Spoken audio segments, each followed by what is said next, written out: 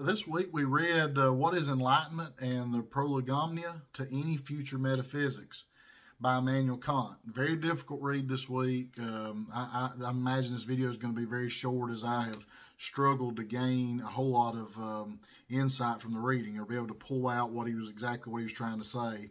Would like to spend a little bit more time reading it probably in order to get what I need. However, from what I understand, what I gather, and I could be completely off, but I'm just going to give you what I got here.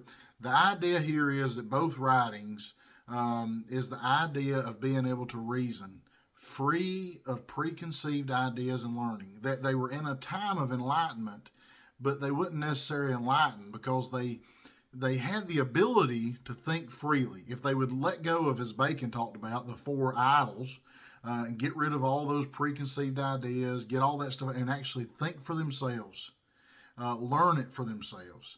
If they could do that, that made them enlightened, but yet they could still struggle to do it publicly. And so I kind of think that's kind of the idea here. And when it goes to the idea of metaphysics in the Prolegomena, he argues a lot against David Hume.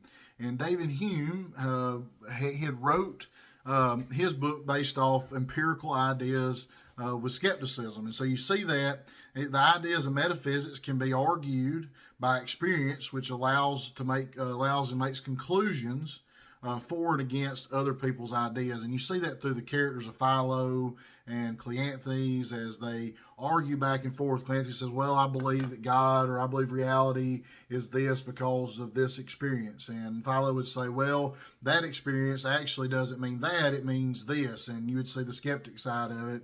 And so they both argued from an something they've actually experienced. And so Kant argued against that. He said that we cannot know anything for certain about metaphysics, that we've made no advances since the time of Aristotle, that people have argued their ideas.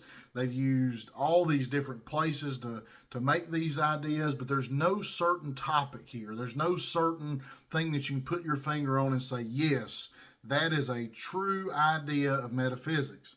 And so basically, since David Hume was talking about experience and the experience that he had, they were arguing about metaphysics backwards. They would talk about the things that they could feel, but there's things in metaphysics, most about metaphysics, that we can't really grasp. We can't touch it, we can't feel it, we can't smell it, we can't taste it, and all those things.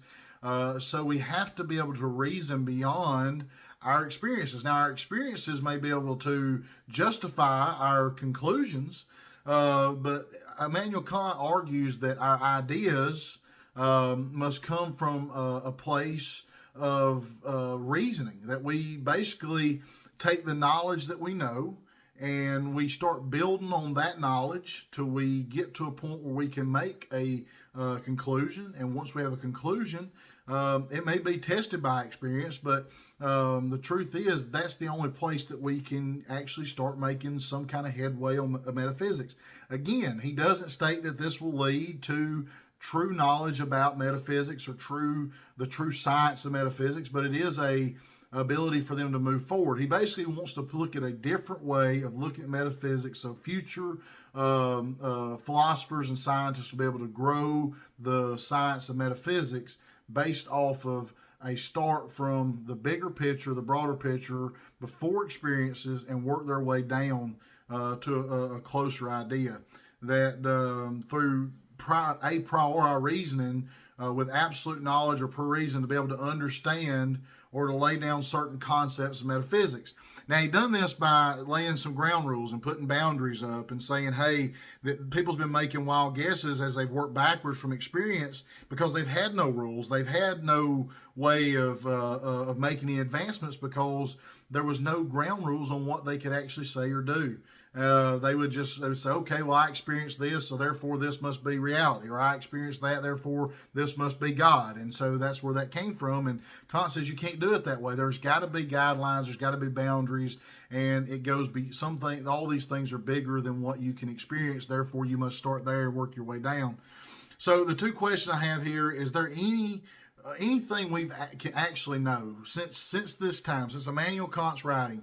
Is there anything that we actually know, or any resolute statements about metaphysics aside from what we know in Scripture? The second question is, I still feel as if people are still arguing the ideas of reality, much like they've been doing since Aristotle. So, outside of religion, do you think we can truly understand our existence or our reality?